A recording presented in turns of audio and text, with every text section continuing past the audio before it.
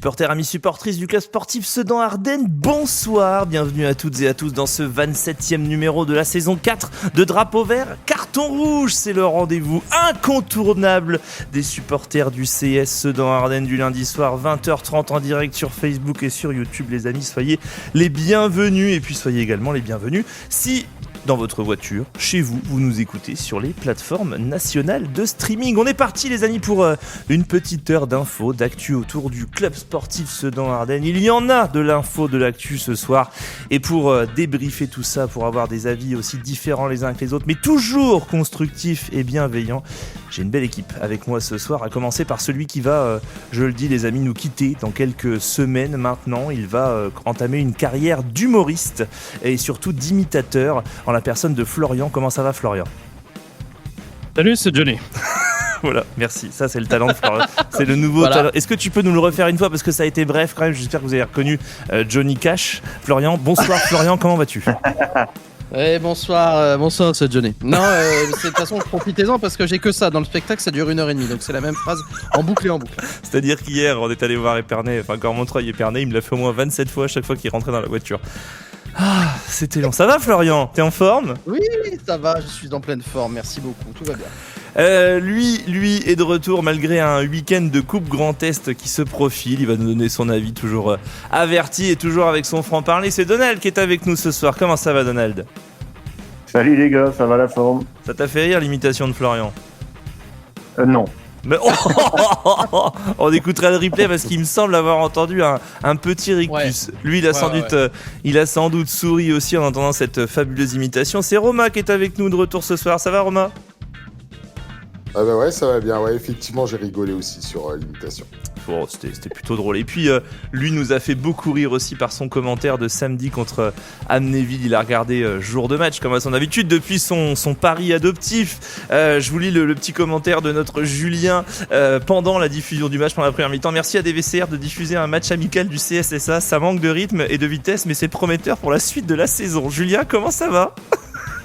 Eh bien, ça va très bien. Il y a eu les 3 points quand même à la fin, mais ouais, non, ça va. Ravi d'être avec vous. Ça donne le ton de notre débriefing de tout à l'heure au sujet d'Amnéville. Julien, t'as des choses à dire apparemment. Ah, mais j'avais déjà commencé à noter plein de trucs à la mi-temps, ce qui n'allait pas, comment ça allait se crash en fin de saison. Et puis finalement, il y avait 3 points, le penalty arrêté. Donc j'ai dû tout rayer et tout recommencer. Et bah, on parlera bien évidemment de tout ça. Bienvenue à toutes et à tous, les amis qui êtes sur le live. Vous êtes déjà plus d'une centaine à nous avoir rejoints. Je le rappelle, la nouveauté de Drapeau Vert Carton Rouge, c'est le numéro de téléphone, le WhatsApp des VCR qui est désormais ouvert. Vous pouvez réagir en direct à l'émission par des petits vocaux d'une minute ou un peu moins. 0676 145 557. N'hésitez pas. Au menu de ce DVCR 4.27, les petites infos comme à notre habitude. On écoutera la minute du district de l'ami Benoît. On vous débriefera en long, en large et en travers ce match, cette victoire du CSSA face au CSO Amnéville. On recevra ensuite Jackie Zins, le président de Sudhofen, le club que le CSSA rencontre en quart de finale de Coupe Grand Est lundi prochain, le lundi de Pâques à 15h. Vous verrez que c'est un personnage et on va certainement passer un très bon moment en sa compagnie. On parlera de l'enjeu de ce match bien évidemment et puis de ce qu'il faut faire avec la cascade de blessés notamment qu'il y a au CSS. On finira cette émission par un petit Dudule Quiz final aujourd'hui, du Dudule Quiz avec Teddy qui va jouer avec nous. Alors pas celui auquel vous pensez, un auditeur bien évidemment. Et puis Teddy qui tentera de rejoindre Johan dans la grande finale de Dudule Quiz pour tenter de remporter une nuit pour deux dans les suites Mana. Voilà messieurs pour le sommaire de ce DVCR 4.27. Je le rappelle, 0676 145 557 pour réagir en direct à l'émission et lâcher vos vocaux comme disent les jeunes. C'est parti en tout cas pour les petites infos de Thibaut.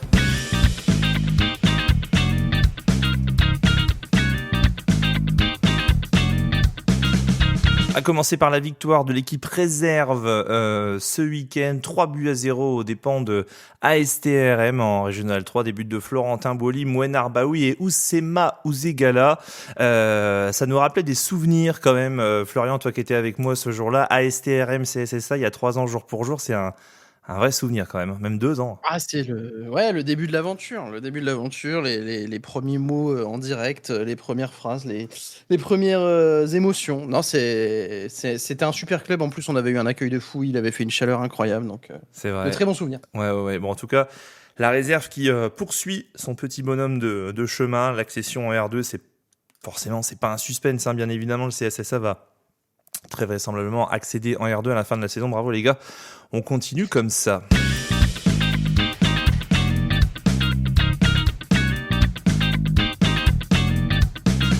Allez, je vous donne 3 résultats des équipes jeunes, voire même un peu plus d'ailleurs, avec les U16 Régional 1 qui ont battu l'OCPAM le 25 mars dernier, c'est-à-dire la semaine dernière, 1-0. Victoire du CSSA, bien évidemment en RH, je suis en train de dire le résultat de CSSA à Amnéville, moi.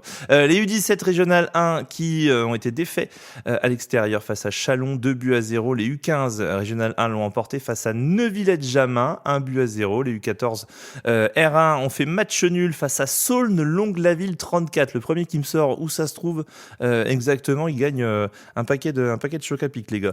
Les U16 Régional 1 ont été défaits à domicile face à Reims-Sainte-Anne.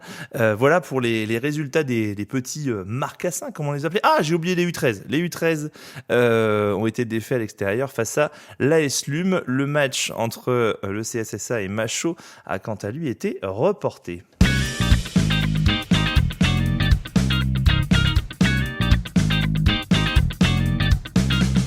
Une annonce, nous on en passe régulièrement, mais le CSSA aussi, les amis, recherche des bénévoles pour préparer la saison prochaine. N'hésitez pas à rejoindre l'aventure, à contribuer à faire vivre le club au quotidien. Pour tout cela, si vous voulez aider le CSSA de l'intérieur par vos différents talents, ou alors si vous souhaitez côtoyer un peu plus le club d'un peu plus près, vous n'hésitez pas, vous allez sur le site du CSSA dans la rubrique Le Club, devenir bénévole et puis vous renseignez toutes les petites choses qui vont bien, n'hésitez plus.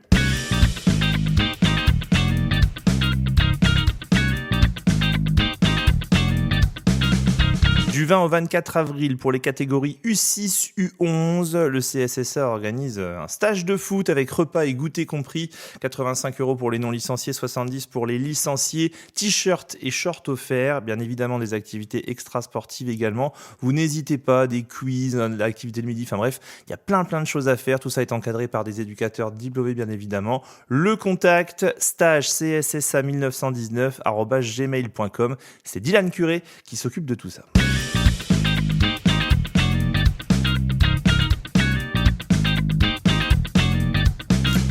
Encore des infos pour le CSSA dans ces petites infos de Thibaut. Les portes ouvertes de la section sportive football du groupe Mabillon auront lieu le 27 et 28 mars, c'est-à-dire c'était ce week-end. Bon, c'est plus la peine de l'annoncer, mais elles ont eu lieu en tout cas.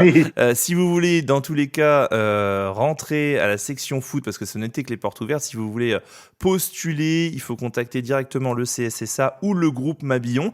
La section foot, c'est quoi ? C'est 2 à 3 entraînements hebdomadaires avec des éducateurs qualifiés et diplômés sur le terrain Albo dans des conditions que vous connaissez maintenant en passant à côté du Goguez. Le double projet sportif et scolaire pour continuer le football tout en étant performant à l'école, et c'est ouvert à tous les joueurs ardennais licenciés FFF.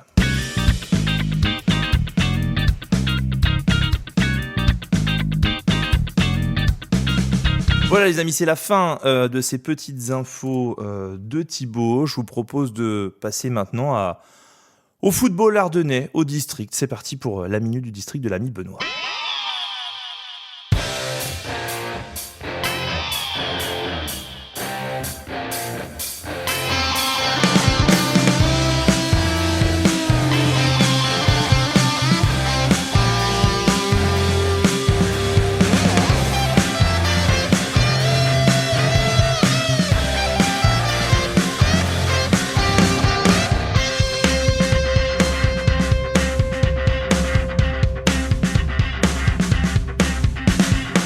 Salut à tous les amis de Drapeau Vert Carton Rouge, c'est Benoît de la Minute du District. Et attention aujourd'hui, alerte sur notre D1 préféré, 2 équipes commencent à prendre leur distance en tête. En effet, le FC Porcien, tout d'abord grâce à sa belle victoire à la maison 4-1 contre Buzancy, reprend les manettes du championnat. Et ensuite, dans le choc tant attendu, devrais-je dire le duel au sommet qui concernait les équipes de Vivarois et de Cheveuge, c'est Vivarois qui, à l'extérieur, excusez du peu, est parvenu à s'imposer dans les toutes dernières minutes. Dans le duel entre le 4e Nouillon et le 5e l'Entente Sportive de Charleville, impossible de les départager, ce sera donc un match nul, un but partout. Ce match nul fait les affaires de l'Yarcini, qui se faufile entre les deux équipes par leur belle victoire face à l'équipe C de l'OCPAM, 1-0. Parlons du maintien maintenant. La Lanterne Rouge, l'Académie des municipaux et cheminots de Charleville ont perdu 3-2 face à un concurrent direct, l'équipe B de TRM dans ce qui ressemblait à l'un des derniers jokers du club Carolo. Enfin, pas de vainqueur entre la réserve de Bonny et Ebb, 2 buts partout.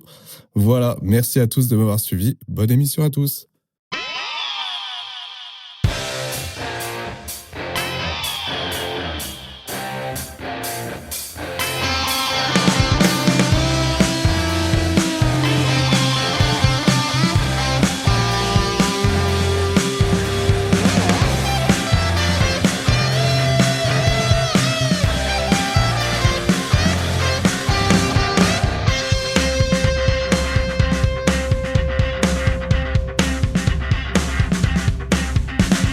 Voilà pour cette minute du district. Merci Benoît de nous faire vivre les joies de la D1, 3 brasseurs, comme on dit toutes les semaines.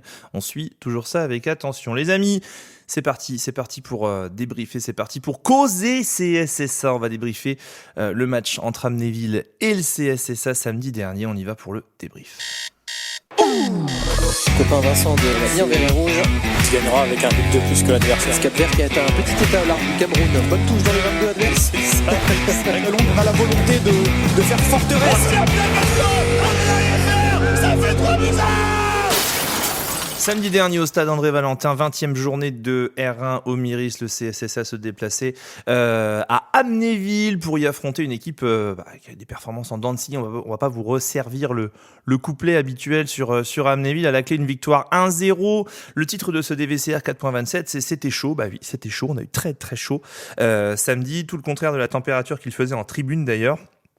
On va débriefer ce match tous ensemble les amis en se posant plein de questions. On va écouter dans quelques instants la réaction d'Élise Bussaglia aussi à la suite de ce match. Juste avant, je voudrais faire un petit coucou à Martin Laguerre qui est sur son lit et qui est en convalescence. Je te souhaite beaucoup de courage Martin, toi qui écoutes cette émission, je le sais, on pense très fort à toi. Les amis, avant de parler, avant de donner vos avis et de débattre sur les différents items que on a pu construire en conférence de rédaction, je vous propose d'écouter la réaction d'Élise Bussaglia suite à mes questions à la fin du match. Oli, qu'est-ce qui prédomine ? La satisfaction d'avoir gagné ce soir ou finalement de s'en être sorti alors que c'était pas un match évident ? Non, la satisfaction d'avoir gagné parce que voilà, on joue la montée, on l'a toujours dit et tout ce qui est important, tout ce qui prime, c'est la victoire, c'est les 3 points, donc c'est ça qui est très important. Après, je suis très contente quand même du scénario dans le sens où on a eu un match difficile, où on n'a pas craqué, au contraire, voilà, on a quand même subi quelques situations, dont le penalty, et je suis très contente aussi pour Anto qu'il le sorte et qu'il fasse un gros match. Et puis derrière, quand on ouvre le score, après on a 2-3 situations où on doit beaucoup mieux négocier, encore une fois, on doit tuer le match. Parce que si tu mets le deuxième, t'es quand même plus serein aussi sur la fin de match. Mais non, très, très contente du résultat. Parce que encore une fois, franchement, on avait quelques personnes qui étaient allées voir Bonny Amnéville. Ça n'a rien à voir avec nos matchs. Quand on regarde les autres jouer, ça n'a strictement rien à voir. Donc il faut aussi comparer ce qui est comparable, j'ai envie de dire. Et nos matchs sont beaucoup plus difficiles que d'autres matchs. C'est une évidence. Donc là, l'équipe qu'on a battue ici d'Amnéville avait du répondant, avait des arguments aussi, donc on est très content d'avoir gagné. Comment tu expliques le retour en deuxième période, là, les 30 secondes de... Je pense que c'est un peu un manque de concentration sur la reprise, l'entame. Donc moi je vais en discuter aussi avec les joueurs pour pas que ça se réitère, mais c'est vrai que l'entame est catastrophique. Donc après, ça nous réveille, heureusement qu'Anthony le sort, mais ouais, c'est pas possible de réattaquer comme ça. Le fait de repasser à 4, à un moment donné, ça paye au bout de 40 secondes. Est-ce que pour toi c'est un hasard, ou alors est-ce que le fait d'avoir décalé à Columbia, c'est déjà une preuve qu'à 4 ça peut aller un peu mieux sur ce genre de situation ? de là tirer des conclusions, non, peut-être pas. Au bout de 40 secondes, ce serait un peu abusé, mais voilà, il y a des moments où on doit être capable de passer de 3 à 4 ou de 4 à 3 selon comment on attaque les matchs. Et après, selon aussi les joueurs qui sont sur le terrain, le fait de faire rentrer Zikrouk qui est un vrai latéral, c'est différent aussi. Voilà, on n'a pas non plus 10 000 options sur ces postes-là, faut être lucide. Et ouais, ça a payé au bout de 40 secondes, tant mieux. Après, je suis contente aussi pour Daouda parce qu'il fait beaucoup d'efforts pour se remettre en forme. Il court beaucoup, on le fait beaucoup travailler et voilà, qu'il soit récompensé comme ça au bout de 40 secondes, c'est super pour lui. Voilà, messieurs, pour la réaction d'Elise Bussaglia. Juste avant de commencer le débrief, Saulne, ça se situe près de Longwy. Voilà, vous savez tout maintenant. Tout à l'heure, sur les résultats des U16 ou des U15, je sais plus, c'est Gaëtan qui nous envoie ça. Il gagne donc un bol de choc à pic, promis. J'enverrai la photo à tout le monde. Bon, victoire 1-0 du CSSA. Retour de deuxième période chaotique, avec une grosse action, un arrêt, un penalty, un arrêt d'Emfa, et puis un changement de système. 40 secondes plus tard, on a l'ouverture du score du CSSA. C'était un match épique, comme on dit. La première question que je vais vous poser, messieurs, c'est, il faudra répondre par oui ou par non, qu'on fasse nos petites équipes. Est-ce une victoire vraiment capitale pour vous? Alors, je veux pas la réponse oui, comme toutes les victoires, parce que l'important, c'est les 3 points. D'accord? Didier Deschamps, je l'ai vu dans la semaine 2 fois. C'est bon, cette réponse-là, je l'ai. Est-ce que pour vous, c'est une victoire réellement capitale, cette victoire face à Amnéville? Julien?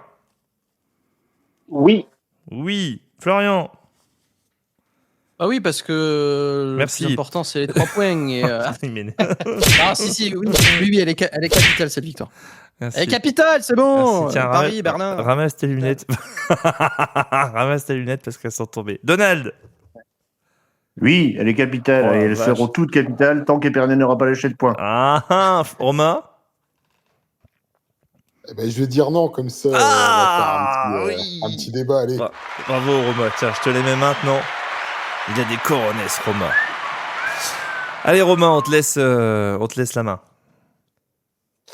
Après, quand je dis non, c'est pas uniquement celle-là qui est capitale. Elles sont effectivement toutes capitales, mais celle-ci, c'est une étape de plus. Et plus on va arriver sur la fin de saison, on va arriver sur les derniers matchs. Et c'est quasiment des finales à chaque fois. Donc c'est pas celui-là qui était le plus capital. Après, il y en a d'autres qui vont être au moins en haute distance et aussi difficiles à gagner.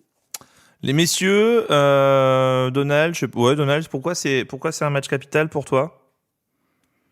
Parce que Épernay a gagné à Cormontreuil. Et rien que pour ça, c'était très important de le gagner. Après, voilà, je vous ai entendu débattre un petit peu pendant le match sur est-ce que vous préfériez que ce soit Cormontreuil ou Épernay qui gagne le lendemain. Moi, j'étais tranché pour le fait que ce soit Épernay qui devait gagner. Pourquoi? Parce que Épernay, on les joue encore, alors que Cormontreuil, on les joue plus. Et quoi qu'il arrive, même si on finit par avoir un petit accident, un match nul ou une défaite d'ici la fin de saison avant de jouer Épernay, ça nous permet nous de pouvoir repasser devant Épernay en les battant. Alors que Cormontreuil, s'ils gagnaient tout et que nous on perdait, on n'était plus maître de notre destin. Donc c'était une bonne chose qu'Épernay ait gagné à Cormontreuil quoi qu'il arrive. Mais oui, effectivement, tu pouvais pas te permettre de perdre à Amnéville ou même de faire match nul parce que voilà, on n'a pas besoin de prendre l'accident maintenant. Si on en a un, c'est le plus tard possible, quoi. Florian, Julien, vous étiez d'accord avec Donald, vous vouliez une victoire d'Épernay aussi hier? Oui, tout simplement parce qu'on va les rejouer plus tard. Bah ouais, c'est ça.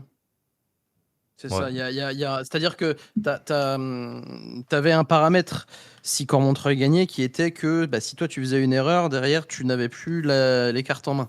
Là maintenant, avec cette victoire, on va dire d'Épernay, à qui, je rappelle, il reste 2 matchs en retard contre Bonny ce week-end d'ailleurs et contre Étanges dans 2 semaines, je crois. Il faudra du coup être vigilant sur Épernay, mais au moins tu les joues encore. Donc c'est pour ça que ça me paraissait important et intéressant que Épernay gagne son match hier. On peut prendre 30 secondes, Florian, bon, pas trahir de secret quant au fait qu'on était à l'Écrignier hier tous les deux. Ouais, tout à fait. Moi j'ai trouvé qu'Épernay avait fait le dos rond face à une équipe de Cormontreuil qui qui était en confiance. J'allais dire qu'il puait la confiance, mais effectivement, quand tu es invaincu depuis le début de la saison, forcément, tu te comportes pas comme un leader, mais comme une équipe qui est extrêmement en confiance. Ça s'est senti. J'ai trouvé qu'Épernay avait réussi à faire ce que Sedan n'était pas parvenu à faire quelques semaines plus tôt, c'est-à-dire un peu faire un peu de tauromachie avec Cormontreuil, c'est-à-dire laisser passer l'orage et puis piquer, parce que finalement, en deuxième mi-temps, sur leur première occasion, au bout de 23 minutes de jeu, ils doublent la mise. Ils avaient déjà ouvert le score. Moi, j'ai peur parce que je trouve que Épernay, globalement, je trouve que c'est plus fort que Cormontreuil. Il y a des joueurs de qualité à Cormontreuil, c'est pas la question.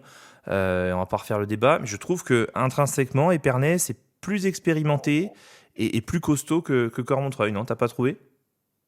Disons que, en fait, moi, ce que j'ai vraiment trouvé intéressant dans le match d'hier d'Épernay, c'était leur capacité, tu l'as dit, à encaisser les nombreuses attaques de Cormontreuil. Et c'est d'ailleurs ce que le coach de Cormontreuil dit en fin de match. On a discuté un petit peu. Julien Witkowski, il dit en fait, on a manqué de patience parce qu'on a trop voulu se précipiter et on a eu affaire à une équipe d'Épernay qui vraiment a été très patiente, elle, pour le coup, dans cette gestion des temps forts, des temps faibles. Et je pense que ça sera aussi un point important pour le CSSA de pas tomber dans la frustration si jamais, parce que défensivement c'est costaud, Épernay. Si jamais on a affaire à une bonne défense d'Épernay, de pas tomber dans la précipitation, de pas tomber dans la frustration et de se montrer aussi efficace le plus possible dans les occasions, parce que on en aura peut-être pas beaucoup. Et même si on domine, comme ça a été le cas hier de Cormontreuil, je pense qu'ils ont, dans la globalité du match, ils ont dominé. Il faudra être très très attentif parce que défensivement c'est costaud, mais devant ça va très très vite aussi. Bon, il y a plusieurs données à prendre en compte. C'est que Épernay, bien évidemment, a 2 matchs de retard. On le rappelle, Épernay-Bonny qui jouera, je crois, la semaine prochaine. Et puis Épernay-Étanges-Grande. Donc ce sont 2 matchs à domicile. Il y a une donnée qu'il faut prendre en compte aussi, c'est que le dernier match d'Épernay, c'est face à Fagnières. Alors forcément, aucun match n'est gagné à l'avance, il faut courir, je vois pas comment Épernay peut perdre face à Fagnières lors de la dernière journée. Donald, ça renforce encore plus l'idée que en cas de finale à Paul Chandon, t'as pas le droit à l'erreur parce que derrière, de toute façon, ce sera joué, quoi. Ouais, mais tu auras peut-être le droit au match nul si d'ici là t'as pas flanché. Ouais, je comprends ton raisonnement. Messieurs, je revenais avec Élise Bussaglia aussi sur le fameux changement de système. Julien, on en parle régulièrement dans l'émission. Je vais te laisser la parole d'ailleurs, Julien, là-dessus. Ça fait 3-4 mois maintenant qu'on voit ce système à 3 derrière. Événement, ou pas d'ailleurs, samedi à la 65e minute, on a changé de système. On est repassé à 4 derrière. Alors, pour l'anecdote, effectivement, c'est là qu'intervient le but avec Colin Villard replacé. Enfin, pas pour l'anecdote, justement, parce que Colin Villard est rebasculé à droite tout de suite. Yannick Bakoto ouvre pour lui et Daoud Agaï, qui vient de rentrer en bon numéro 9 qu'il est, vient couper la trajectoire de son centre. Est-ce que pour vous, on va pas insister que sur cette action, bien évidemment, parce que ça voudrait rien dire, mais est-ce que pour vous, les 25 dernières minutes du CSSA, elles montrent que ce changement de système, qu'on est mieux à 4 derrière, ou alors c'était kiff-kiff et on n'a pas vu grande chose. Julien, tu commences, parce que je sais que le système, c'est quelque chose qui te tient à cœur, toi.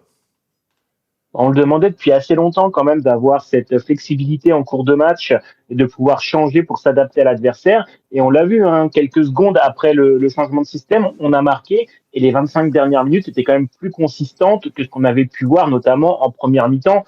Je vais pas rappeler mon commentaire où c'était quand même un rythme très lent avec très peu d'occasions et on s'ennuyait clairement en première mi-temps. Sur les 25 dernières minutes, c'était quand même un petit peu plus intéressant. Donc voilà, peut-être à voir si ce système à 4 derrière ne pourrait pas être prolongé sur du plus long terme. Qui n'est pas d'accord en disant moi j'ai rien vu de plus que ce que j'ai vu juste avant? Il y a quelqu'un parmi vous les gars, Romain, Florian, Donald, qui dit bof. Non, je suis complètement d'accord. Ah ouais, Donald, t'es complètement d'accord? Ouais, complètement d'accord avec Julien. Alors pas spécialement forcément à cause du système, mais il y a un truc que je réclame depuis longtemps. Alors je sais pas si c'était une lueur d'espoir seulement et qu'elle va s'éteindre ou si ça va aller dans la durée, mais c'est d'avoir un vrai numéro 9, quoi. Là, il a montré quelque chose en dehors du but, mais après on l'a revu sur le but refusé pour hors-jeu, puis on a vu quelqu'un dans la surface, quoi. On s'est dit s'il y a des centres avec un gars comme ça dans la surface, on peut mettre des buts. Et voilà, c'est un peu ça qu'on réclame. Au-delà du du 3-5-2 ou du 4-4-2 ou du 4-5-1, c'est d'avoir un joueur présent dans la surface de réparation et pas seulement voilà des ballons qui passent devant les buts pour rien. Et là, on l'a eu. Alors, est-ce que ça va durer? Est-ce que Daouda Gueye sera amené à jouer plus? Est-ce qu'on va remettre Bouli qui peut faire aussi ce boulot-là? En tout cas, on veut quelqu'un qui ait ce profil-là et il l'a.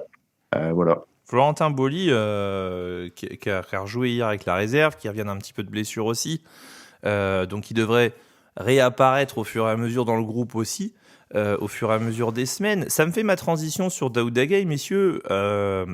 J'avais été très très alarmé lors du match de Thionville quand il était rentré 15 minutes, il était passé complètement au travers avec des contrôles 4 mètres et des passes complètement à l'envers. Est-ce que finalement, Florian, toi, sur ce que tu as vu samedi, Roma même, toi, tu joues plutôt devant, donc tu auras peut-être un avis là-dessus.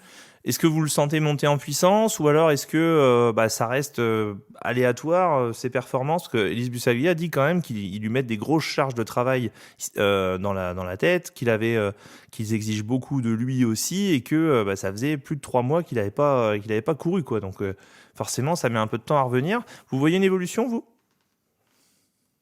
Bah là, on la voit. Je dis, les premiers matchs, excuse-moi Robin, mais il était pâteau. On s'est dit, on va en faire quelque chose de ce gars-là. Et là, oui, on a vu qu'il avait un vrai potentiel. Enfin, c'est mon avis. Vas-y, Robin. Ouais, non, mais clairement, c'est tout à fait ça. Ça se voit qu'il est en manque de jus. Enfin, forcément, pas de préparation. Ça fait un moment qu'il a pas joué. Donc, il peut que monter en puissance et ça passe par les matchs. Il a fait des bons premiers matchs avec la réserve. Enfin voilà, là il prend au fur et à mesure un peu plus de temps de jeu. C'est complètement naturel pour des joueurs de ce niveau d'avoir un peu de temps pour être affûté. Concernant, on voit beaucoup de messages passer concernant Florentin Boly, des gens qui comprennent pas, qui soient pas dans le groupe, etc. Il y a une blessure qui est sous-jacente et qui est récurrente depuis les dernières semaines. Il y a aussi une demande de la part du staff d'avoir un peu plus d'investissement, notamment au niveau des entraînements, au niveau des efforts de fait. Je me souviens d'Elis Bussaglia l'année dernière qui hurlait à tout bout de champ « Flo, reviens, Flo, fais effort, Flo !» Et en fait, rebelote. Et toi aussi, tu fais un spectacle d'imitation, alors? Ouais, moi, je fais un spectacle. Ah oui, je serai demain au point virgule. Non, mais je me souviens de ça. Et en fait, finalement, on rebelote cette année où le staff exige beaucoup des joueurs, on le sait. Et visiblement, il n'y a pas que les blessures qui font qu'à un moment donné, Florentin Boly est pas dans le groupe des 14. Et Elise l'a déjà dit sur les dernières semaines. Je prends les meilleurs. Daouda Gueye, Florian, Julien, ça peut être le refrain sympa de la saison pour vous? De cette fin de saison? Bonne question. Non, si, oui, pour moi, oui. Pour moi, oui. Alors, on a toujours dit que la concurrence, elle était bonne. Je pense que, comme tu l'as dit, Florentin Boly devrait faire son retour au fur et à mesure dans les 14 du groupe premier dans les semaines qui viennent. Et je suis d'accord avec Roma, je suis d'accord avec Donald. Je trouve une belle montée en puissance de Daouda Gueye, quelqu'un qui de plus en plus va aller faire les efforts pour le pressing, va aussi être adroit devant le but. Donc non, c'est important pour moi qu'il y ait cette présence-là aussi d'un numéro 9 autre que Florentin Boly, même si on a aussi hâte, bien sûr, de revoir Florentin. Ok. Julien, tu voulais compléter? Non, moi je suis plutôt d'accord avec ce qui a été dit. C'est à voir sur du plus long terme, en tout cas sur la fin de match qu'on a vu samedi, c'est plutôt prometteur, mieux que ce qu'on avait pu voir avant. Mais normal, il va se remettre en forme semaine après semaine, et surtout avec les coupures avec la Coupe des Ardennes, ça lui permet de faire des grosses séances de la Coupe du Grand Est, ça permet de faire des grosses séances d'entraînement et d'être prêt peut-être un peu plus vite. Bon, on va suivre ça avec attention. Messieurs, on va, au moment du but de Daouda Gueye, enfin non, surtout au moment de l'arrêt du penalty d'Anthony Mfa, j'ai hurlé dans le micro, le dossier est clos, c'est terminé. Alors, d'excitation un peu, puis je me suis quand même posé la question de savoir si le dossier pouvait être réellement clos, en tout cas jusqu'à présent. Vous nous donnez, vos commentaires, les amis. Là-dessus, on va ouvrir le dossier Anthony Mfa, homme du match samedi, qui nous sauve et qui nous tire, je pense, d'un beau bourbier, parce que mener 1-0 à Amnéville à la 47e minute, on aurait eu l'air fin. C'était quand même très costaud derrière, avec De Tadeo notamment et Funke, la charnière centrale. Il y avait quand même une équipe qui ressemblait à quelque chose. Donc, je vais vous demander si pour vous, comment on clôt le fameux dossier lancinant MFA. Mais avant, Alerte générale! oui, alerte générale parce que l'ami Pépito Pépita sur le WhatsApp des VCR nous a laissé un message concernant Anthony MFA. Je pense qu'on ne peut pas conclure le débat MFA Marquez. Certes, MFA, il a fait un arrêt sur penalty, mais combien de fois il a fait des boulettes, il nous a fait perdre des points. Donc honnêtement, je pense que le débat il doit être encore ouvert. Maintenir la pression, les amis, je le rappelle, 0676 145 557 si vous voulez réagir en vocal.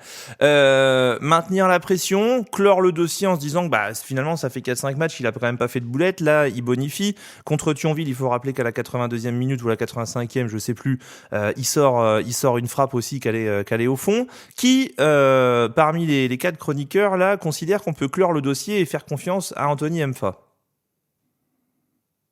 De toute façon, le choix du staff semble être fait, donc j'ai envie de dire ça sert à rien d'aller contre. Je trouve que Anthony fait de très bonnes performances depuis quelques matchs. Ça fait un moment quand même qu'on n'a pas eu l'occasion de dire là effectivement il a été en dedans. Au contraire, on a plus tendance ces dernières semaines à souligner les bonnes performances et les moments où il intervient de manière efficace. Donc c'est tout. Je pense que c'est un gardien qui a besoin aussi de confiance, qui a peut-être eu, du mal à se remettre dans le bain ou à intégrer l'effectif. Je sais pas. Mais effectivement, il y a eu des passages un petit peu plus difficiles. Maintenant, ça fait quelques semaines où ça va mieux. On le sent. Et je pense que d'avoir cette confiance aussi, ça peut lui permettre de continuer sur cette bonne lancée. Donc oui. Noah Marquez est évidemment un très bon gardien, on a eu l'occasion de le voir, mais c'est tout. Le choix du staff est fait. Pour l'instant, ces dernières semaines, et j'ai envie de dire c'est celle qui compte le plus, Anthony est cohérent dans ce qu'il fait et il est bon, donc c'est tout. On va garder Anto et en espérant que ça se passe bien. Roma, faut maintenir la pression. Il y a Flox sur le live. Et Bastien qui nous disent Vincent qui nous disent pour MFA il est enfin décisif, c'est tout ce qu'on lui demande. Après tout, il faudrait qu'il réponde à son statut entre guillemets, et c'est juste ce qu'il fait depuis quelques matchs. Ouais, c'est ça. Alors moi j'ai jamais trop été d'accord avec ce débat-là, aussi bien dans les émissions que dans les discussions qu'on pouvait avoir en off. Pour moi il n'y a pas de débat. On a quand même meilleure défense, on a pris que 8 buts. On s'attarde on s'attarde sur deux erreurs sur 2 matchs. Il n'a pas joué que 2 matchs dans la saison. Donc, moi, j'ai toujours trouvé que c'est un petit peu sévère, et je ne le dis pas là aujourd'hui. C'est pas seulement les erreurs. Parce que moi, en fait, je suis toujours de l'avis de Pépito Pépita, tu vois. Je trouve que j'aurais pas élu Anthony MFA homme du match, moi, samedi soir. T'aurais élu qui ? Il a fait un arrêt sur un penalty qui était quand même pas tiré au ras du poteau non plus, hein. Et puis il a fait une belle sortie, et voilà, c'est bien, et tant mieux, il fait son job. Et clean sheet, Mais de là à dire. Moi, je sais que depuis moi, j'ai été d'accord. J'ai trouvé tout le monde toujours un peu trop sévère là-dessus. Donc, sévère, peut-être. Pas d'accord. Enfin. Moi, ce que je dis, c'est le nombre de fois où il a fait gagner des points à l'équipe. En fait, il y a eu Amnéville, et puis cherchez bien. Voilà, c'est tout ce que j'ai envie de dire. Et Thionville au match retour. Tous les autres, Donald, tu prends pas de but quasiment. Enfin, oui, mais parce qu'il y a une défense de fer aussi. Combien il a eu d'arrêts à faire ? Ouais, mais bon. C'est toute la défense où c'est rien du tout. Tu peux pas dire il y a que Mabunda qui tient la baraque et puis Sanogo. Oui, non, mais c'est tout. On va être d'accord. Il a quand même fait un bon match là. Je suis pas en train de dire le contraire, et c'est tant mieux. Et pourvu que ça dure. Mais de là à dire on clôt le débat, MFA c'est le gardien qu'il nous faut pour les 3 années à venir. Non, moi je clôt pas le débat comme ça. Je suis toujours inquiet. Et d'ailleurs, on est passé un peu vite sur les 60 premières minutes du match. Mais moi, je retiens pas que du positif de cette victoire à Amnéville, pas du tout. Je sais pas si on est censé en parler après, mais on s'est fait chier royalement pendant toute la première mi-temps. Tu démarres la deuxième, tu te retrouves avec un penalty contre toi. Tant mieux, il l'arrête, mais on le prend. on n'est pas dans la merde. Hein. Alors justement, c'est le dernier item de ce débrief, Donald. Tu vas continuer sur ta lancée. Ouais. C'était de se poser la question en se disant, est-ce que finalement avec cette victoire face à Amnéville, on a fait le plus dur, ou alors est-ce que le plus dur reste à venir, tant le contenu laisse à désirer? Moi, je dis c'est le plus dur reste à venir parce que toutes les semaines, on finit avec qu'on ait gagné ou pas, je suis toujours aussi inquiet.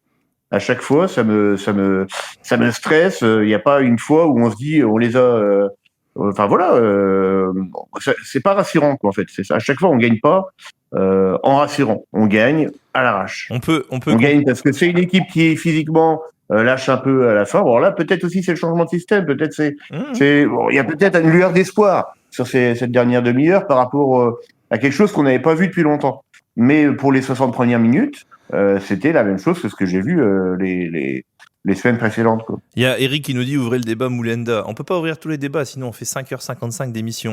On peut quand même. Les gars, Florian. Attendez, on va pas ouvrir un débat sur chaque joueur parce qu'il fait une prestation un peu moins bien. Oui, et puis on en a parlé. Non, mais on en a parlé la semaine dernière de Gédéon Moulenda, qui était un peu moins bien, qui était un peu plus en dedans depuis Bonny, etc.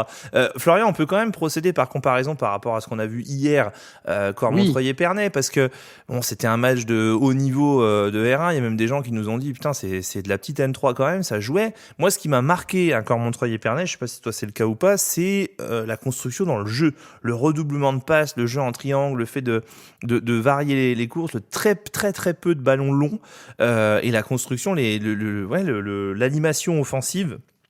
Pour employer gros, moi ça m'a marqué, c'était quand même autre chose que ce qu'on avait vu 12 heures auparavant. Hein. Ouais, après c'est des choses qu'on voit beaucoup dans les systèmes effectivement avec 3 milieux et c'est beaucoup plus simple forcément de faire ce jeu comme ça au milieu de terrain, de faire des gauches-droites et sauf erreur de ma part, Thibaut, les deux équipes jouent en 4-3-3 hier ou un 4-2-3-1, enfin tu vois, donc il y avait de la densité au milieu de terrain pour faire ça. Nous on a un système habituellement, ce fameux 3-4-3 qui est plutôt axé sur les côtés et où on va beaucoup chercher à, je vais pas dire à balancer, mais en tout cas à jouer plus sur la profondeur parce qu'on a des latéraux qui vont vite et surtout on a des attaquants aussi qui sont là pour essayer d'apporter le soutien sur les ailes. Et moi il y a aussi un truc sur lequel j'aimerais revenir, c'est que Élise en a parlé et si Élise le dit j'ai tendance à vouloir la croire, c'est que quand ils analysent les équipes contre qui on joue sur leurs autres matchs, ça n'a rien à voir apparemment avec ce qu'on vit nous. Alors, on a déjà eu ce débat, je me souviens, dans le passé sur une ancienne émission, mais je pense que c'est le cas. C'est-à-dire que tu sais que quand tu joues Sedan, tu vas potentiellement avoir une équipe qui va jouer un petit peu mieux. Et apparemment, Élise a dit que ça n'avait rien à voir le match de la semaine d'avant face à Bonny. Donc, la semaine d'avant, il y avait 4 U17 d'Amnéville descendus parce qu'avec le report, forcément, ils n'ont pas pu aligner tous les joueurs qui avaient signé après le report du match de Bonny-sur-Meuse Amnéville. Donc oui, peut-être que ça va. Mais elle parlait peut-être de l'investissement aussi. Hein, C'est ça, je pense, oui. Je pense. Mais en tout cas, voilà, je pense que il y a matière à faire des choses. Le plus dur pour moi, il va de toute façon être à venir. Chaque match va devenir de plus en plus compliqué. On va se rapprocher de l'échéance. Il va y avoir de plus en plus de pression aussi, de pression sur ses propres matchs, mais aussi de pression sur les résultats des autres. Donc il faut être vigilant jusqu'à la fin et de toute façon rester cohérent. Ouais. Le mot de la fin, Julien, pour toi, plutôt inquiet, rassuré de cette victoire. Comment tu t'analyses ça, toi, en éteignant ta télé suite à Amnéville-Sedan ? Pas forcément rassuré, hein, vu le contenu, même si la fin est un tout petit peu meilleure que le début. Non, plutôt inquiet parce que je me dis qu'on n'a aucune marge sur Épernay et qu'Épernay semble supérieur dans le jeu actuellement. Donc, j'espère que d'ici la fin de saison, Épernay pourra peut-être perdre 2 ou 3 points par-ci par-là pour qu'on ait cette marge avant de les affronter. Les amis, juste avant de recevoir Jacques Izins, dans quelques instants, le président de l'AS Zündhofen, quelques réactions. Il y a Eric qui nous dit beaucoup plus agréable de voir Cormontreuil-Épernay hier. Après, c'est pas la même opposition. Il faisait un autre temps aussi. Je pense qu'il faisait 12 ou 13 degrés de plus à Cormontreuil hier qu'à Amnéville samedi soir. Bon, difficile de comparer les deux, même si c'est vrai que je vous dis, pas à 12 heures, mais à 18 heures d'affilée, enfin à 18 heures d'écart. C'était quand même le jour et la nuit. Tony qui nous dit ça manque tout simplement de folie. Trop de déchets dans le jeu, l'absence de solution au milieu de terrain ou parfois Nbakoto et Kenshul, Villa Moulenda étaient sur la même ligne sans décrocher dans l'interligne. C'est vrai qu'il l'a souvent relevé, Tony, au commentaire samedi, en disant mais on est tous collés à la ligne de défense et on vient difficilement chercher les ballons pour pouvoir construire. C'est vrai que ça reste compliqué. Voilà les amis, en tout cas, le CSSA a assuré l'essentiel. Il y a une chose aussi qui pour moi est rassurante, entre guillemets, enfin si, qui est rassurante, c'est qu'on punit. C'est-à-dire que on se met dans la position du club qui domine. Oui, les autres équipes ont des occasions, et quand on entend les débriefs du Paris Saint-Germain, par exemple en Ligue 1, quand tu regardes un Le Havre PSG ou des matchs comme ça, ou des Nice PSG, etc., t'as les autres équipes qui disent ouais, on a eu les occasions, on a aidé, on les a pas mises, puis on s'est fait punir. Sedan actuellement, je trouve, est dans cette mécanique-là, c'est-à-dire qu'il encaisse, il vacille mais ne tombe pas, et finalement arrive à punir quand même pour pouvoir s'en sortir quand c'est difficile. Ouais, contre les petits, ouais. Ouais, contre les petits. Après, franchement, Donald, samedi soir, à Amnéville, j'ai vu des plus petits que ça quand même cette saison. Il y avait quand même une charnière, enfin il y avait quand même une ossature très solide à Amnéville. Et c'était quand même une équipe, c'était pas une équipe en bois, hein, passez-moi l'expression. Il y a même des équipes au-dessus d'Amnéville au classement qui sont pour moi plus faibles individuellement et même dans le collectif. Il y a fort à parier qu'Amnéville paye sa saison chaotique financièrement. Allez, vas-y, balance des noms. Oh non, mais je pense que par exemple Étanges Grande, qui est au-dessus actuellement, a moins de qualité individuelle sur le terrain. J'ai trouvé Pagny-sur-Moselle un peu moins qualitatif également. Je le dis, mais après, collectivement, c'est peut-être plus fort et ils s'en sortent peut-être mieux au fur et à mesure des matchs. Mais j'ai trouvé qu'Amnéville, avec Funke, De Tadeo, il y avait devant le numéro 6, qui a fait Sanine, et puis devant Ismet Erdogan et Kraouch, c'était quand même, ça fait quand même une belle ossature, quoi. Il y avait le numéro 10 qui était très bon aussi, je me souviens plus du nom, mais il y avait quand même une très très belle ossature. Messieurs, voilà ce qu'on pouvait dire sur ce match d'Amnéville, le CSSA qui sera au repos de R1 cette semaine avant de pouvoir accueillir un point sur le calendrier. Bonny. Derrière, il y aura la réception de Fagnières, le déplacement à Saint-Méziéry, et puis on rentrera dans les 3 dernières journées, la réception de la Pagny-sur-Moselle, le déplacement à Épernay, et un dernier match à Dugaugues face à Étanges Grande. On va jouer le 3e, le 4e et le 5e actuel dans les 3 dernières journées de R1, donc rien n'est fait bien évidemment pour le CSSA. Voilà ce qu'on pouvait dire pour ce débriefing d'Amnéville CSSA. Je vous propose maintenant de passer à la coupe préférée de Julien et Donald. On va parler du quart de finale de Coupe Grand Est de lundi prochain, Sedan-Zundofen. On va accueillir Jacques Izins, le président de l'AS Zundofen.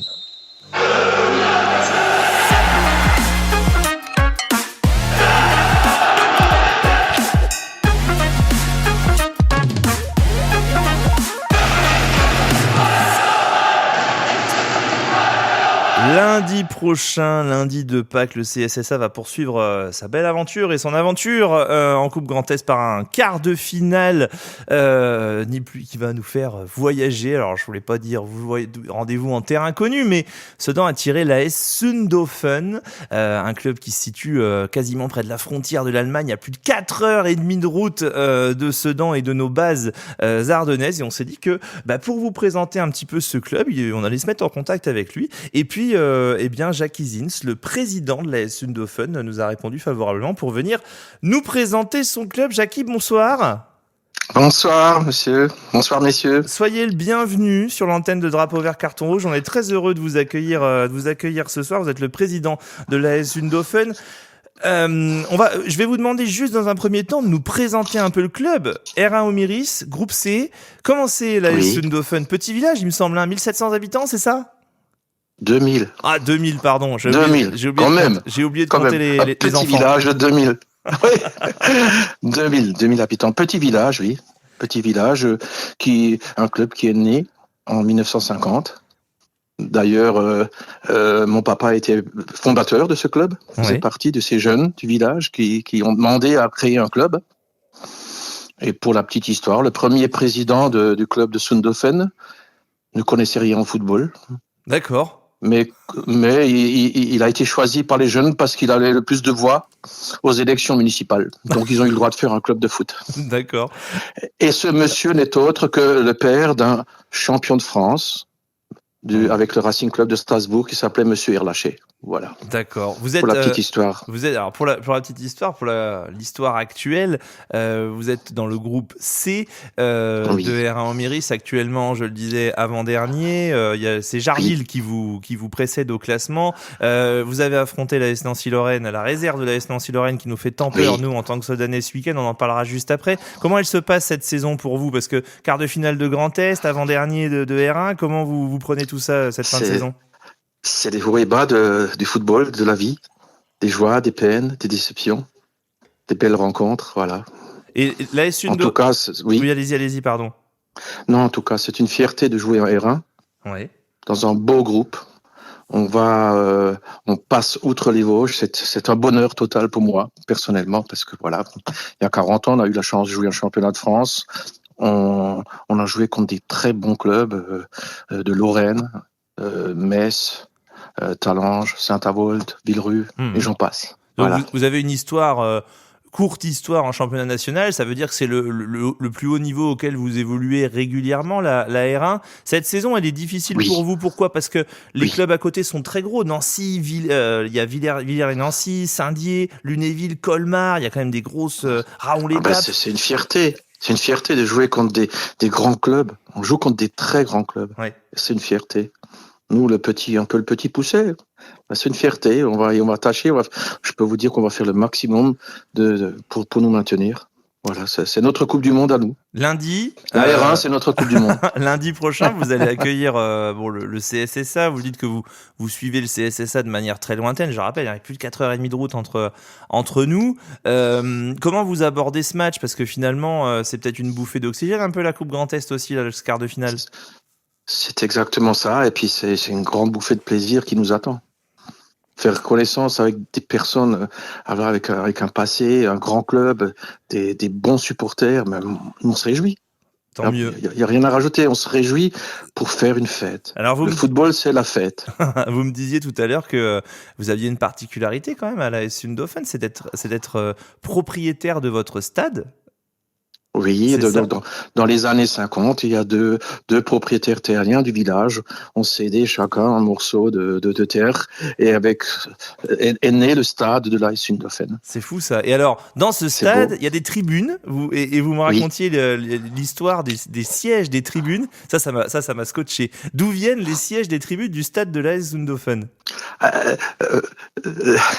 D'origine, c'est des sièges qui sont neufs, qui ont été achetés. Et là, j'ai réussi par le biais je remercie d'ailleurs la commune de Strasbourg à avoir des sièges pour en rajouter dans mes tribunes, parce que le Racing Club de Strasbourg a dû changer ses sièges. Comme ils sont en Coupe d'Europe, ils ont dû mettre des sièges type cinéma, vous voyez ce que je veux dire? Ouais. Je comprends. Et nous, on s'est permis de récupérer gratuitement des sièges ce sera un peu difficile on les aura pas encore ce week-end parce que la tribune est en train de se faire terminer. D'accord. On travaille sur cette tribune parce que c'est un peu une fierté de plus. Ouais. Voilà. Ok. Donc, et la fierté, c'est de la remplir, vous voyez. On aura bientôt le privilège de s'asseoir dans les anciens sièges de la Méno. Romain, je sais pas si tu te souviens, on avait fait un déplacement, nous, à Strasbourg-Sedan en National 1, dans le parcage. Ça sera peut-être un de nos sièges, Romain. Ah bah ouais, ça tombe. Alors on s'est pas beaucoup assis dessus, il t'a plus de goût à sauter, à chanter. En tout cas, ils sont solides. Je peux vous dire que c'est vrai, ils sont plus solides que ceux qu'on a mis. C'est vrai qu'ils sont très solides.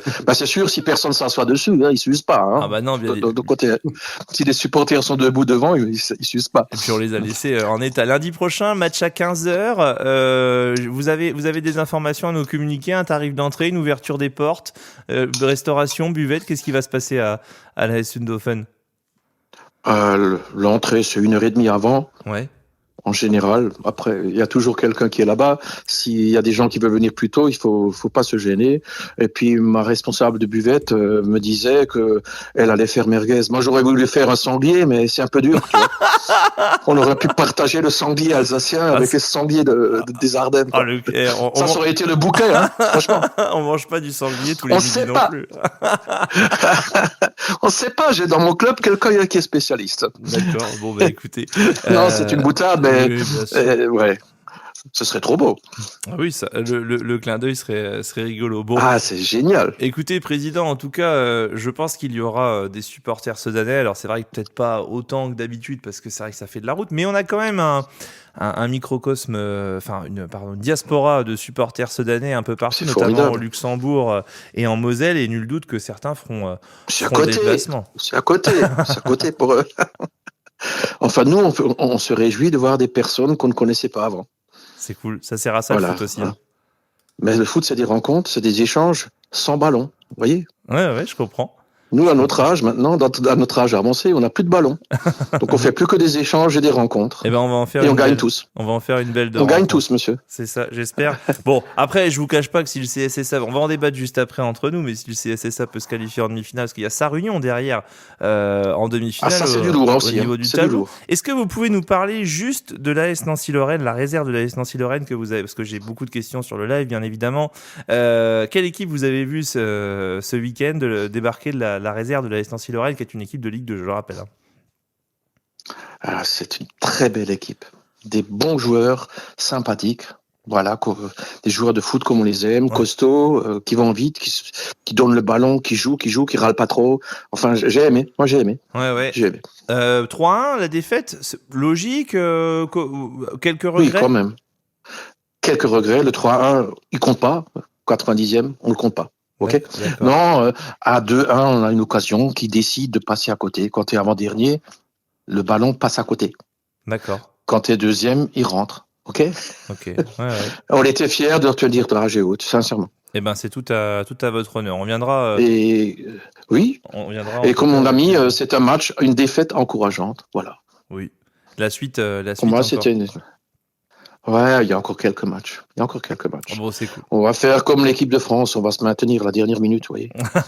Pas sur une pénalité, mais peut-être sur un pénalty, vous voyez, ça va aussi, on prend. C'est tout ce qu'on vous souhaite, en tout cas, vu votre sympathie. Merci beaucoup, président.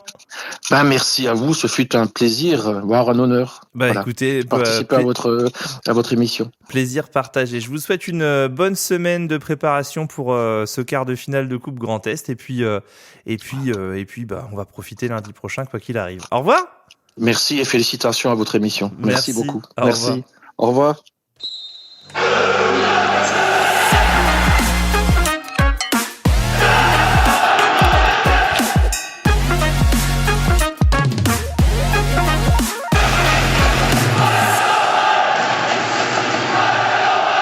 Bon, sachez les amis que vous serez reçus avec grand soin à Zündhofen lundi si vous faites le déplacement. Vous venez d'en avoir le témoignage. Messieurs, Zündhofen CSSA, quart de finale de Coupe Grand Est. On va pas refaire le débat de savoir si ce match est important ou pas. On a compris les positions de chacun, bien évidemment. S'il y en a un qui a changé de position, pourquoi pas qu'il pas dans le canapé, je parle, Donald, mais de changer de position par rapport à ces matchs, qu'il puisse qu'il s'exprime. Moi, j'ai juste une question pour vous. Étant donné la cascade de blessures et les suspendus, je le rappelle, Telio Zanier sera certainement absent. Qui est Papis Touré. Tom Noël est absent. Papis Touré a pris un carton rouge. Il a pris 3 matchs, il me semble. Il y a énormément d'absents, y compris dans l'équipe réserve. Adrien Évrard également. Est-ce qu'il vaut mieux se dire, allez, on va chercher des joueurs du groupe R1, c'est-à-dire des joueurs comme Lenyen Bakoto, Moulenda, Moukam, enfin bref, les joueurs qu'on a vus samedi dernier à Amnéville, ou alors est-ce qu'il vaut mieux aller piocher chez les U19 pour agrémenter un peu l'équipe? Et là, ça peut m'intéresser, Julien. J'aimerais bien que tu me donnes ton avis là-dessus. Toi, en tant que coach, si tu es de Stien Danga, est-ce que tu prends des U19 ou alors est-ce que tu rappelles des joueurs, tu appelles des joueurs du groupe R1? Alors moi, quand je joue à Football Manager sur les matchs de coupe, je prends toujours la réserve et les U18. Donc ça va pas changer à ce niveau-là. Moi, la R1, je la laisse totalement de côté pour cette compétition. À la rigueur, Gay pour lui donner du rythme et tout. Ouais. Mais sinon, je fais confiance au groupe de R3 plus des petits jeunes à côté. La R3 a fait toute la compétition jusqu'à présent, donc autant les garder et rajouter pourquoi pas 2-3 jeunes du centre de formation pour compléter le groupe. Mais non, j'irai pas chercher des joueurs de R1 et encore moins ceux qui jouent régulièrement. Ce serait intéressant quand même parce que je vois que dans le groupe là actuellement de la poule C de Zündhofen, il y a 9 maisons par exemple. Donc à Yanis Kenschol, il a dû jouer Zündhofen l'année dernière ou dans les dernières années. Donald, pareil, tu vas chercher les U19, il va me dire les U14, lui, tu vas voir. Ouais, je sais même pas si je fais le déplacement. Non, je déconne. Évidemment qu'il faut y aller, mais non, mais pour l'équipe qui a amené tout le monde en quart de finale, pour la joie que ça leur a procuré de gagner dans les derniers instants, de gagner dans les derniers instants et puis gagner au tir au but et tout, il faut reconduire l'équipe évidemment. Et puis après, oui, Daouda Gueye, parce qu'on n'arrête pas de nous dire qu'il manque de rythme, il faut le prendre forcément. Et puis après, oui, tu prends des jeunes, ça sera déjà bien. Ouais, mais parce que là, il va falloir en prendre d'autres. Zanier, Noël était présent, Touré était présent aussi, Évrard, je sais plus si était présent ou pas, mais sans ouvrir le dossier Moulenda, il gagnerait un peu en confiance à y aller avec eux. Et puis oui, ceux qui étaient remplaçants les derniers matchs, tu les envoies avec à ce moment-là. Pas, ouais, ok. Florian, Romain, vous êtes du même avis, les gars? Ouais. Je pense. Après. Pardon, Romain. Non, je pense que tu peux. Pourquoi pas faire un mix aussi, t'as quand même quelques absents, tu l'as dit. Je crois que t'as 3-4 absents par rapport au groupe qui a affronté Blénaud. Ouais, donc c'est pour ça, pourquoi pas faire un mix, de prendre 2 U18 et puis deux joueurs de l'équipe première qui ont besoin d'un peu de temps de jeu, comme effectivement Daouda Gueye, pourquoi pas Gédéon Moulenda pour leur donner aussi un petit peu de confiance, Colin Villa, enfin voilà, des joueurs sur qui tu espères pouvoir compter d'ici la fin de saison, qui auront besoin de faire des différences et qui ont besoin de garder un petit peu de rythme. Ouais. Tiens, il y a Barak Benda sur le live, l'entraîneur adjoint de l'équipe réserve du CSSA avec Dustin Danga qui nous dit le groupe R3 en grande majorité. Bien évidemment, comme on dit avec Florian et Donald aussi, c'est égal à mérite de continuer l'aventure jusqu'au bout. Mais il faut renforcer avec 2 ou 3 joueurs de R1 qui amènent de l'expérience dans le groupe et de la qualité pour passer ce tour. Effectivement, je suis d'accord. Tous les week-ends, on dit ouais, ça sent le match piège, nanana. Attention quand même, c'est une autre poule de R1, c'est un club qui sera à domicile, qui est très fier de recevoir Sedan. Et là, je suis d'accord souvent avec ce que Julien peut dire, c'est que ça va être un match de coupe. Je pense que ça va être un match très engagé aussi. Et il va falloir répondre présent. Jesse qui nous dit sur le live, il nous a presque donné envie de faire le déplacement pour manger un sandwich merguez et trinquer une chope avec devant un bon match de foot. Il a l'air sympathique. Ouais, je pense vraiment que ça sent le bon rendez-vous football. C'est vraiment dommage que ce soit à 5 heures de route parce que je peux vous dire qu'on y serait déjà allé. Y aura-t-il retransmission? Oui, faisait le sanglier, j'y allais. Toi, t'irais manger du sanglier. Bravo. Y aura-t-il retransmission ou pas, les amis? On ne sait pas encore à l'heure actuelle. 80% de chances qu'il y ait une retransmission audio. Une retransmission vidéo, ça semble compliqué pour la simple et bonne raison qu'on peut pas partir le matin pour rentrer le soir. Ça ferait partir à 7h du mat, voire même à 6h30 pour rentrer à minuit. Il faut qu'on trouve une nuit d'hôtel, etc. Et ça reste compliqué financièrement d'héberger 9 à 14 personnes comme ça autour. Donc on hésite, on est partagé entre, oui, comme dit Jesse, aller boire une bonne chope et puis profiter un peu d'un club qu'on ne verra sans doute plus jamais.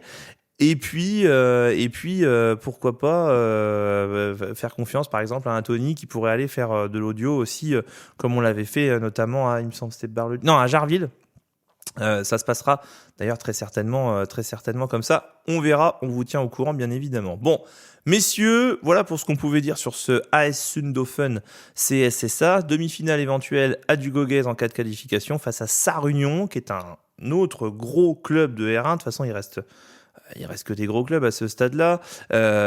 Sarre-Union qui est actuellement, je suis en train de chercher 7e de son groupe de R1. Ou Bar-le-Duc, Poule B. Oui, ou Bar-le-Duc, pardon, c'est vrai que c'est Bar-le-Duc Sarre-Union. D'ailleurs, Bar-le-Duc avait tenu la dragée au Taloc, PAM, ils ont sorti Cormontreuil. Ouais, effectivement, Bar-le-Duc, pourquoi pas, c'est vrai. Oui, tu les enterres un peu vite, je trouve. Tu fais bien de me reprendre. Merci, Florian. Avec plaisir. Aïe. Non, c'était à moi que je faisais la. Ah, ouais, tu la mérites. Non, mais je la mérite. Pardon, excusez-moi.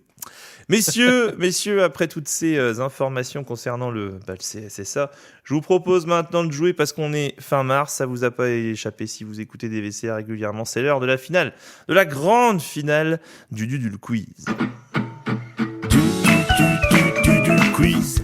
Du quiz. C'est le quiz. Grande finale du Dudul Quiz en 2 temps, cher ami Donald, avec tout d'abord Teddy qui va être en notre compagnie pour tenter de remporter son Dudul Quiz et ensuite une éventuelle finale entre Teddy s'il gagne et Johan qui nous rejoindra juste après, qui a été vainqueur déjà dans le mois. Si Teddy perd le Dudul Quiz seul, eh bien c'est Johan qui remportera une nuit pour 2 dans les suites Mana pour ce mois de mars. Teddy est-il avec nous ? Ouais, salut les gars, je suis là. Salut Teddy, comment ça va ? Salut Teddy. Bah ça va, impeccable. Je voulais faire une petite dédicace à mon ami Whitey Flox, parce que en fait, c'est que en fait j'ai une Renault, je sais d'une Renault Fuego pour la bonne somme de 5000 francs. Elle a que 10 km au compteur et pas de point de rouille. Arrête, tu vas nous le relancer, il va refaire 6 mois avec cette blague. Tu auras des intérêts. Bip bip qui dit ça y est, il faut avoir la référence. Oui, saison 2, saison 3, Florian, la Fuego de Flox. Ah, mais j'ai perdu. Allô. J'ai perdu Florian. Ça y est. Ah oui, il a plus de casque, il a plus de micro sur Discord. On l'a perdu, Florian. Bah, il s'est dit, c'est du quiz. C'est du quiz, ça fait une paire de semaines que je suis nul, je vais pas y aller, c'est pas la peine. On verra bien. Ah, si, là, ça y est. Tu nous entends, Florian ? Pardon, excusez-moi. Oui, on a reçu un petit message sur le WhatsApp. Tiens, j'en profite pour faire un petit coucou. Franck Marquis qui nous a fait un petit message et qui, grosso modo, nous dit ça semble se diriger vers soit Épernay, soit Sedan pour la montée avec la défaite de Cormontreuil. Donc, plus le choix pour Sedan. Il faut de toute façon gagner tous les matchs. Merci beaucoup, Franck, pour ton message. On est bien évidemment d'accord avec toi. Merci, Franck. Bon, Donald, l'antenne est à toi. C'est parti avec Teddy. Ouais, du coup, Teddy, tout le monde le connaît, donc il se présente même pas. On lui demande pas si c'est un expat ou pas, tout ça, ça existe pas. Si, vas-y, Teddy, présente-toi. C'est qu'avant, j'étais à Sedan. Après, maintenant, j'habite à Châtellerault. Ouais. J'ai refait pendant des années le chemin grâce au TGV, au début des Young Boys, tout ça. Bon, maintenant, il y a une vie de famille, il y a tout ça. J'espère remonter pour le barrage pour faire une grosse fête avec tous mes copains des Young Boys, quoi. Ah on te le souhaite. Ah oui, tu es un historique des Young Boys. C'est pour ça que tu connais Flox. Et Donald, vous vous êtes déjà croisés aussi ? Bien sûr. Ah oui, d'accord. C'est pour ça qu'il lui demande de se présenter, etc. Okay. Du coup, si tu dois remonter, Teddy, on va dire que la nuit pour 2 serait la bienvenue, quoi. Tu m'étonnes. Oui. Je vais te dire que je préfère offrir la nuit à quelqu'un qui voudra vraiment participer dans les suites, parce que moi, ce qui m'intéresse, c'est de passer la nuit au Roi de la Bière. Je suis pas sûr qu'ils fassent encore l'hôtel. Ils font des chambres au Roi de la Bière. Le mec a rien compris. J'ai pas dit pour dormir, j'ai dit pour passer la nuit. Forcément. Oui, ok. Bon, Johan est déjà parmi nous ? Pourquoi pas ? Oui. Il est là. Johan, tu veux mettre un petit mot de découragement à Teddy ou... Salut tout le monde. Salut Johan. Non, mais que le meilleur gagne. Et voilà. Tiens, en voilà un mec sport, ça change de Donald quand même. Allez Donald, on y va. Oui. Bon Teddy, tu vas déjà décider avant même que j'explique les règles du jeu de mettre un adversaire parmi les 4 chroniqueurs qui peuvent t'affronter au vestiaire. Donc soit Thibaut, soit Julien, soit Flo, soit Romaric. Allez, on va mettre Flo. Allez, Flo vestiaire. De toute façon, il était déjà parti. Alors. Merci. Ouais. Salut, voilà, ça c'est fait. Donc, les gars, on va jouer au chronomètre. 5 questions à choix multiples au chronomètre et à répondre en le moins de temps possible. On terminera par Teddy. Je vais d'abord faire jouer les 3 autres. Julien, t'es prêt ou pas ? Allez, soyons fous. Allons-y, je mets le chronomètre en route. Julien, c'est parti. Qui est arrivé en premier au club ? Alex Dirocco ou Majid Adjaoud ? Adjaoud. Mauvaise réponse. Depuis le début du siècle en championnat, Sedan a-t-il rencontré plus souvent, depuis le début du siècle, oui c'est ça, plus souvent Reims ou Lens ? Lens. Lens, c'est une bonne réponse. Wow. Lors de la saison 2007-2008, Sedan a remporté moins de la moitié de ses rencontres en championnat. Vrai ou faux ? Vrai. Bonne réponse. Jean-Claude Médoc a joué pour Sedan de 1965 à 1974. Vrai ou faux ? Faux. Faux, en effet. Vrai ou faux ? Au total, dans l'histoire du club, 18 Zegdan ont porté le maillot de l'équipe. Vrai ou faux ? Faux. Et ça fait beaucoup 18 quand même. Wow. Toujours plus, la prochaine fois, dis 34 même. Hein. Il y en a eu beaucoup des hectares, mais il n'y en a pas eu 18. Bon, ça fait quand même 4 bonnes réponses tout ça. Ah vache, Aïe. il a mis la Il barre. a mis la barre haut. J'ai bafouillé un peu, mais il a quand même fait ça en 49 secondes 88. Bravo. Donc il a mis la barre haute. Allons-y avec Thibaut. Oui. Thibaut, attention, c'est parti. Qui est arrivé en premier au club? Est-ce que c'est Salif Diao ou est-ce que c'est Amada Jambet? Salif Diao. Bonne réponse. Depuis le début du siècle en championnat, Sedan a-t-il rencontré plus souvent le PSG ou Dunkerque? Oh, Dunkerque. Eh bien non, c'était le PSG. Lors de la saison 2006-2007, Sedan a remporté moins de la moitié de ses rencontres en championnat. Vrai ou faux? J'ai pas compris la question. Oui, faux. C'est vrai. Vrai est une bonne réponse. Oui. Antique Rosé a joué pour Sedan entre 2009 et 2010. Vrai ou faux? C'est vrai. Non, c'est faux. C'est Antérosique. Non, c'est Antérosique. Il y avait plus de bénévoles de DVCR présents pour la diffusion du match à Amnéville que de supporters de Sedan. C'est faux. C'est faux, effectivement. Mais il y avait plus de bénévoles de DVCR que de supporters d'Amnéville. Oui. Ça aurait pu être vrai. Je te jure, il y avait 300 personnes. J'arrive dans la tribune, je regarde, il y avait que des écharpes sedanaises partout. Enfin, et d'ailleurs sur le but, on l'a entendu, il n'y avait pas de souci. J'ai fait donc ça fait que 3 bonnes réponses, donc tu n'emmerderas pas Teddy dans la compétition. Ouais, je suis un gentil. Allons-y avec Romaric. Romaric, t'es prêt? Allez. Il est chaud. Je suis prêt, allez, vas-y. c'est parti. Qui est arrivé en premier au club? Est-ce que c'est Claude Brény ou Roger Lemaire? Claude Brény. Bonne réponse. Depuis le début du siècle en championnat, Sedan a-t-il remporté plus souvent le... Pardon, je recommence. J'ai mis le chronomètre en pause. Donc a-t-il rencontré plus souvent Châteauroux ou Marseille? Châteauroux. Châteauroux est une bonne réponse. Lors de la saison 75-76, Sedan a remporté moins de la moitié de ses rencontres en championnat. Vrai ou faux? Je comprends pas cette question. C'est une mauvaise réponse, c'était vrai. Gérard Tonneau a joué pour Sedan entre 65 et 68. Vrai ou faux? Je dirais faux. Faux, c'est Gérard Tonnel. Vrai ou faux? Flo a passé plus de temps au Burger King en 2026 qu'à Dugogues durant toute sa vie.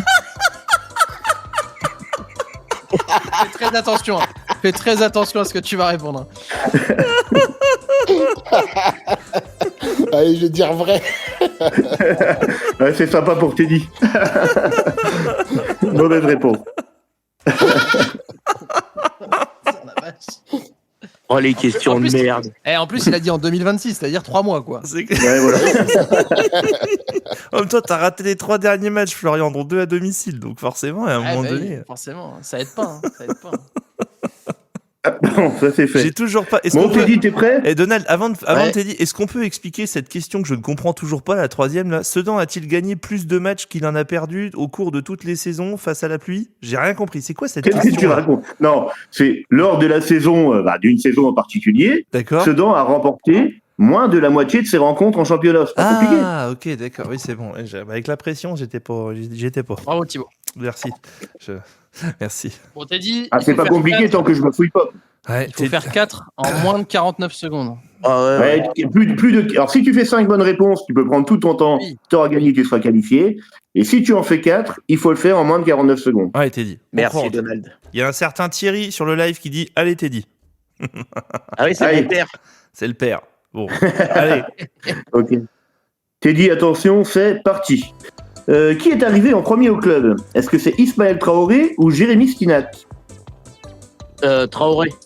Bonne réponse. Depuis le début du siècle en championnat, Sedan a-t-il rencontré plus souvent Troyes ou Monaco? 3. Bonne réponse. Lors de la saison 69-70, Sedan a remporté moins de la moitié de ses rencontres en championnat. Vrai ou faux? Faux. Faux est une bonne réponse. Il va le faire. Jean-Sylvestre Cognac a joué pour Sedan entre 91 et 93. Vrai ou faux? Faux. Faux est une bonne réponse. Vrai ou faux, il y avait plus de supporters de Sedan à Cormontreuil ce dimanche que de supporters du Stade de Reims à Delaune? Attention. Vrai. Vrai est une bonne réponse puisqu'il n'y avait pas de match du Stade de Reims ce dimanche. Donc, ça fait 5? Ça fait 5, c'est une qualification.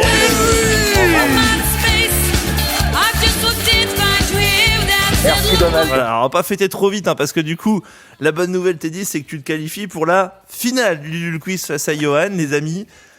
Le finale, c'est vainqueur maintenant. sortant de ce nouveau match de Donald va... ouais, vous allez jouer l'un contre l'autre. Mais Teddy, il est déjà chaud, du coup, tu vois, il a révisé un peu et tout.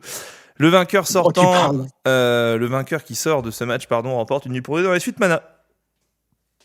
Alors les gars, on va jouer au Dudule où t'as joué. C'est-à-dire que je vais énoncer des noms de clubs par lesquels le joueur est passé.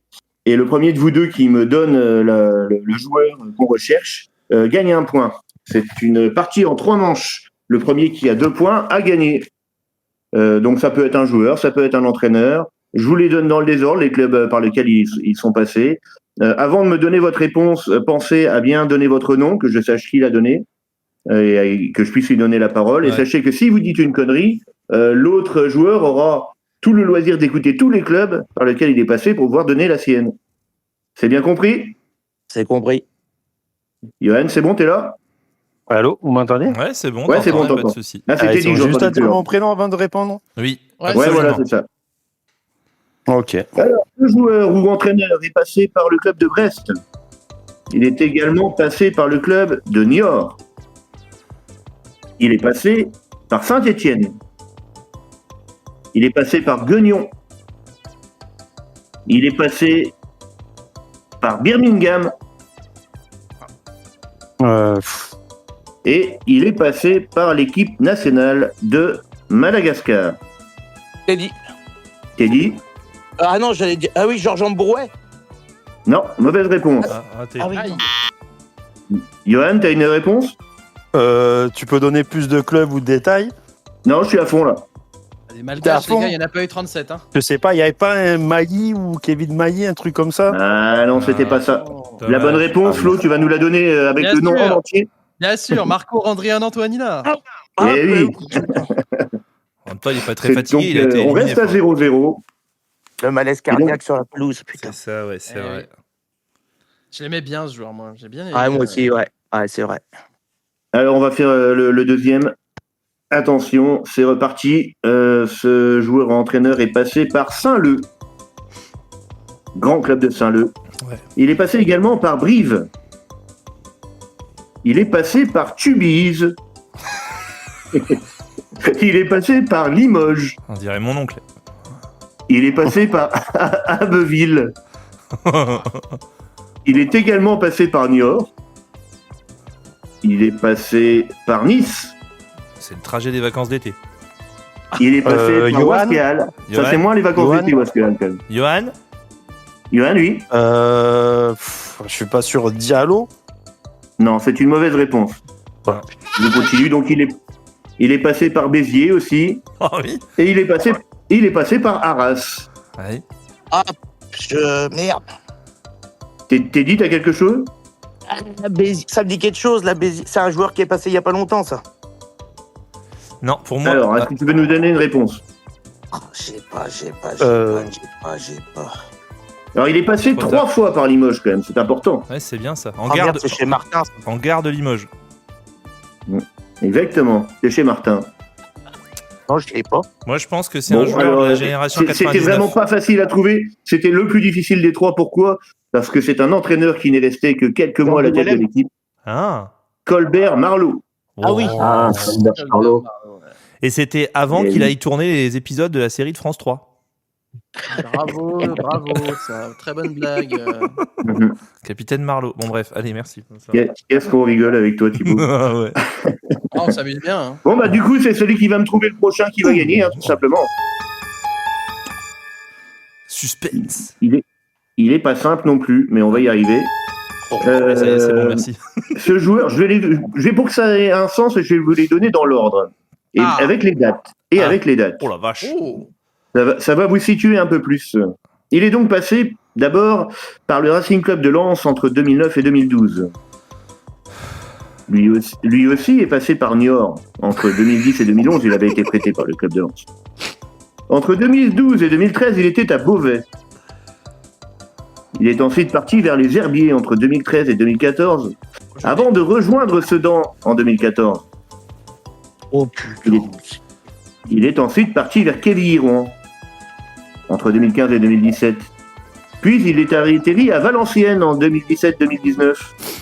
Ouais. Après quoi, il est allé à Chambly en 2019-2021. Puis Villefranche en 2021-2023, où il aura potentiellement retrouvé ce nom. Et il a ensuite été à Arras en 2023. Personne n'a. Je vais la donner à personne, moi, cette... Bah ouais, je sais pas non plus, moi. Florian, il l'a apparemment, mais...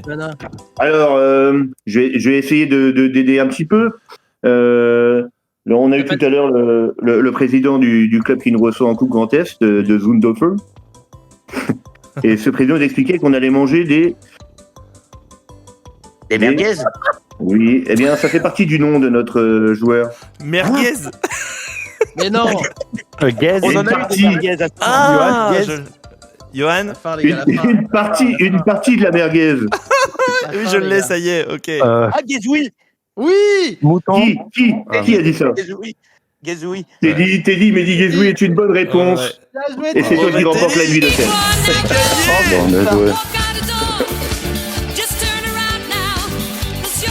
Ouais, c'était pas simple, hein. Rach Donald, je suis bien content de pas avoir été en finale. C'était une finale, les gars, il faut la mériter. Oh la vache. Colbert Marlowe, Mehdi Guézoui, c'était quoi le premier? C'était quoi le premier Donald de finale? Hein? Vache. Randriana était plus facile, quand même. Ouais, plus facile. D'habitude, on a le droit à Cédric Muriel, Muriel, Pierre beaucoup de Debloc. malgaches qui sont passés par ce nom. Oui, c'est vrai. Mais bon, quand même. Bon, Teddy, c'est gagné, hein. Bravo. Eh ben, impeccable, merci. C'est quand qu'on va là-bas? Alors, on va te donner Quand tous tu les veux. détails. En fait, il faut que ce soit toi qui réserve derrière, etc. Mais on va te donner tous les détails. Tu vas nous envoyer nom, prénom, numéro de téléphone, adresse en MP sur drapeau vert, carton rouge. Et nous, on va te mettre en contact avec la personne qui gère les suites mana. Tu l'appelles et tu lui dis que t'as gagné, etc. pour le mois de mars. Et après, vous convenez d'une date tous les deux. Oui. Voilà. Johan, désolé, bon, ben, ça Johan. marche. Ça s'est pas joué à grand chose, hein. Ouais, non, mais c'était difficile. Difficile. Félicitations, Johan. C'était compliqué. Tu reviendras, de toute façon, les pronos. On se revoit peut-être. Oui, j'essaierai de retrouver un bon prono. Les pronos, ça te connaît. Et puis, si t'es adhérent à l'association, Johan, ou pas? Non, du tout. Bon, eh bien, si tu viens nous croiser un de ces quatre sur DVCR, sur les lives, etc., t'hésites pas à venir nous voir. J'aurai un petit cadeau pour toi. On aura un petit lot de consolation pour toi. Ok. Super. Je te remercie. Merci. Johan, je voulais te remercier parce que grâce à toi, la Fuego est vendue. Ça y est, c'est reparti. Bon, merci messieurs. Un grand merci à vous. Et puis bonne soirée. À bientôt. Salut. À bientôt. Merci encore. Ciao. Du quiz. Du quiz. Du quiz. C'est le quiz. Il a mérité quand même Teddy son du quiz. Hein. Il a fait 5 bonnes réponses d'affilée juste avant pour se qualifier. Derrière, il devine qui déjà? Ah oui, Mehdi Guézoui avec les aides de Donald. Franchement, il l'a pas volé. Bon, messieurs, merci. C'est la fin de ce DVCR 4.27. Je voulais vous remercier, vous, amis auditeurs, parce que vous êtes de plus en plus nombreux. Alors, ça fait un peu pompeux de dire ça. Ça fait genre RTL2, Énergie, etc. Mais les stats sont là. Vous êtes de plus en plus nombreux à nous écouter, que ce soit en podcast ou en direct. Un grand merci à toutes et à tous. Merci Romain, merci Donald, merci Florian, merci Julien, merci messieurs. Avec plaisir. Merci à vous. Les prochaines échéances de drapeau vert, carton rouge, eh bien lundi prochain, la diffusion vidéo ou audio de Zundhofen CSSA, le quart de finale de Coupe Grand Est. Il y aura certainement derrière un drapeau vert, carton rouge, d'ailleurs le lundi soir, parce que la semaine prochaine, c'est la double soirée à Dugogès, vous savez, avec le match des légendes, et derrière Sedan-Bonny et...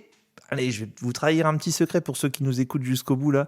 Il n'est pas improbable qu'on ait quelques légendes dans des VCR lundi prochain au téléphone. Je n'en dis pas plus, vous vous connecterez bien évidemment pour découvrir qui. Je vous souhaite une bonne fin de soirée les amis, en tout cas, une bonne semaine à vous. On a hâte de vous retrouver pour la suite des aventures vertes et rouges. Et puis d'ici là, allez Sedan! Allez Sedan!